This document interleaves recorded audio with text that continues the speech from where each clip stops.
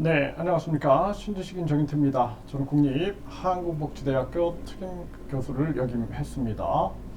한국 기업 베트남 대규모 투자 지속, 베트남 비리 척결 의지는 한국 기업이 베트남 대규모 투자를 지속한다. 이렇게 보도하고 있습니다. 그래서 한국 기업이 이 베트남 대규모 투자를 지속하고 있고 한국 최대 무역 흑자국으로 부상하고 있다라는 거죠.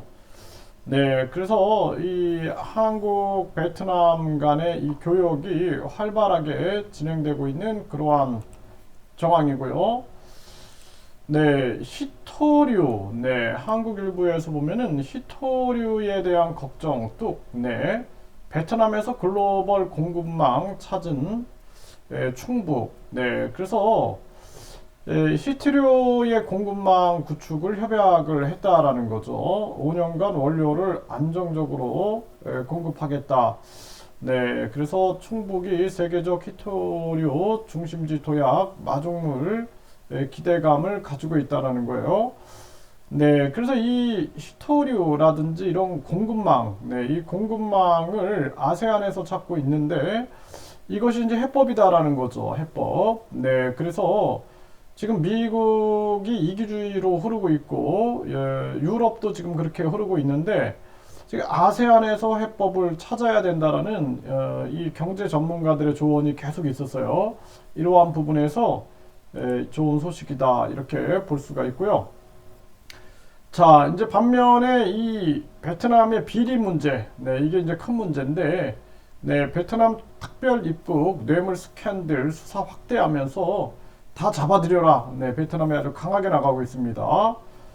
이 코로나 상황에서 특별 입국할 때 뇌물을 받고 이제 입국을 시켰다라는 거죠. 여기에 대해서 당 서기장이 직접 나서서 사정 정국을 강화하고 있고, 지금 항공청, 외교부, 하노이시 공안 수사로 초토화가 되고 있고 지위 상관없이 비리 확인되면 모조리 지금 숙청하고 있는 그러한 정황입니다.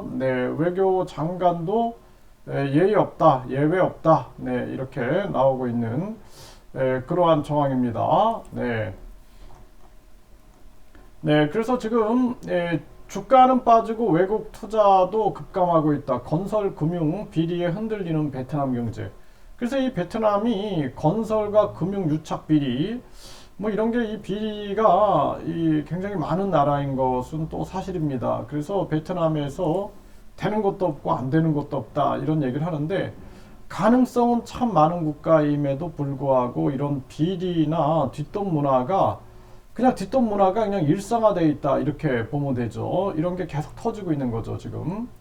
그래서 베트남 특별 입국 비리 파장 확대, 외교 장관에 대한 징계론이 대두되고 있는 이러한 상황이다 이렇게 나오고 있고요. 그러면서 이 하노이 인민 부위원장이 체포됐다라는 소식, 그리고 새해부터 2023년 새해부터 베트남 고위직이 이단 퇴출되고 있다라는 것입니다.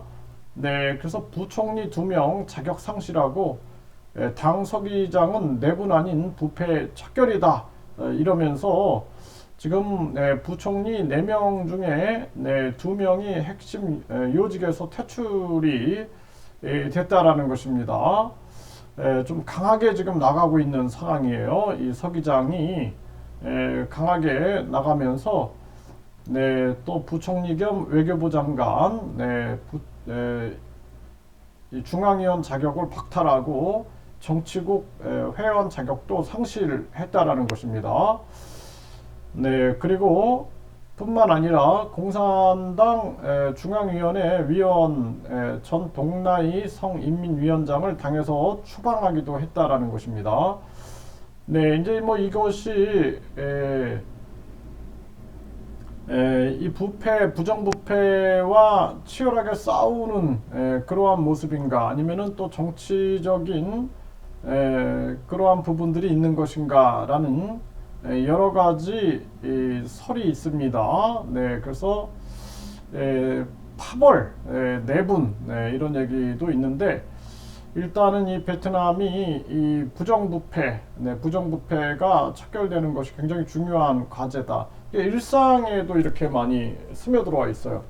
제가 예전에 그 베트남에서 이제 그 버스를 타고 이렇게 곳곳을 잘 이렇게 다닐 수 있는 시스템이 되어 있는데, 버스를 탔는데 이 의자에 이제 두 명씩 앉는 거예요. 두 명씩 앉아가지고 한 40명 정도가 정원으로 보이는데 여기에 무려 100명을 태우는 겁니다. 그래서 이 의자에 두 명이 앉는데 거기 한 사람을 더 끼워 앉고 복도에다가 간이 의자를 놓고 거기에다가 다 앉히고 그 다음에 또 세우고 해서 40명 정도 탈 차에 100명이 타니까 얼마나 위험해. 이게 사고 나면 다 죽는 거거든요, 진짜로. 그래가지고 뭐 말을 못 하겠는 거예요. 뭐 제가 외국인으로서 무슨 얘기를 하겠습니까? 그 본국 사람들도 아무 말도 못 하고 있는데. 그런데 경찰이 세우는 거예요. 그래서 아 이게 살았다 이제 이게 숨도 못 쉬고 있는데 이제 살았다 했더니 기사가 이렇게 내리더니 뭔가 이렇게 주워주는 것 같기도 하더니 그러더니 경찰이 아무 말도 없이 그냥 사라져버리고 그냥 또 운행을 하는 겁니다. 그러니까 이런 식으로 일상생활 속에서도 부정부패가 많은 거죠. 그리고 택시 타고 가다 보면은 택시 기사들이 뭐 이렇게 잡혀요. 경찰들한테 잡히면은 항상 그 옛날에 한국도 그랬어요. 그 운전면허증 뒤에다가 이렇게 돈을 이렇게 주는 거죠. 그렇게 되면 또 통과되는 거고 이런 것들이 굉장히 많고 밤에 보면은 이제 오토바이 타고 다니는 그 경찰들이 4명이 이렇게 한 조가 돼가지고 오토바이 헬멧 안 쓰고 뭐 이런 사람들 있으면은 장봉을 가지고 4명이 이렇게 잡아버립니다. 그 뭐 공포 속에서 뭐 어떡합니까? 그러면서 이렇게 돈이 이렇게 오가고 이러한 모습들이 일상 속에서 보여지거든요.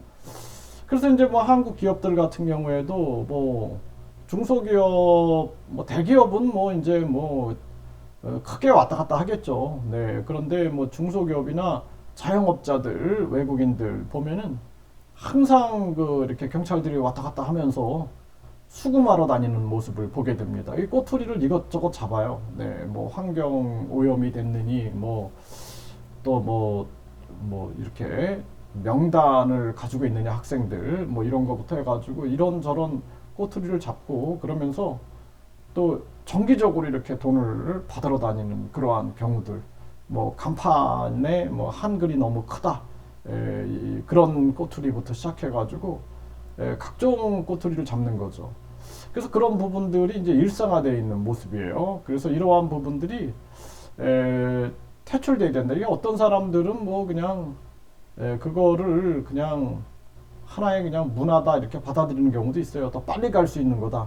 이게 왜냐하면은 행정 처리할 때 돈으로 그냥 빨리빨리 간다 이거죠. 그런데 나중에는 이제 그것이 큰 문제로 다가오게 되는 거죠. 그래서 지금 베트남도 이렇게 고위직이 일단 퇴출하고 있다. 뭐 새해부터 뒤숭숭하다 이렇게 나오는데 우리 기업들도 이러한 부분들에 대해서 이게 철저하게 알고 접근해야 된다 이렇게 말씀을 드립니다.